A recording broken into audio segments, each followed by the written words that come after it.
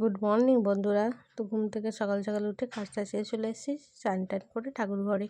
তো সমস্ত ঠাকুরগুলোকে আমি পূজা করে নিলাম। এখানে গোপাল সোনাকে রেখে দিয়েছি। তো দেখো গোপাল সোনাকেও ফুল দিয়ে সাজিয়ে দিয়েছি। তারপর পাশে মা কালী আছে, মা কালীকেও ফুল টুল দিয়ে পুজো করে নিয়েছি।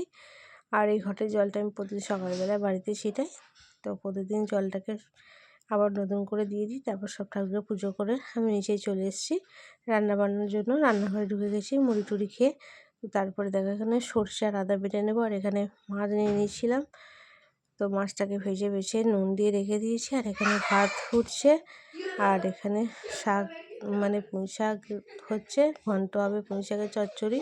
তো এখানে কুমড়ো, আলু, বেগুন, মূলো একসঙ্গে নিয়ে নিয়েছি। আর এখানে সর্ষে বাটা, লঙ্কা গুঁড়ি, হলুদ গুঁড়ি, নুন, স্বাদ মতো মিষ্টি দিয়ে দিয়েছি। তারপরে এখন নাড়াচাড়া করে নেব। মশলাটা ভালো করে কষিয়ে নিয়ে প্রেসারে আমি 2টো সিটি দিয়ে নেব।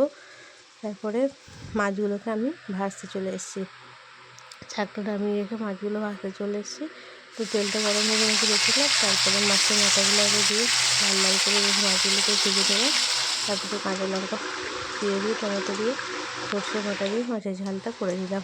তারপরে যে শাকটা আমি সিদ্ধ করে রেখে দিয়েছিলাম মাছের মাথা দিয়ে তেল পাঁচ ফোড়ন দিয়ে আমি ওটাকে ভালো করে নাড়াচাড়া করে শাকটাকে ঢেলে দেবো, যাতে মাছের মাথা দিলে শাকের টেস্টটাও খুব সুন্দর হয়।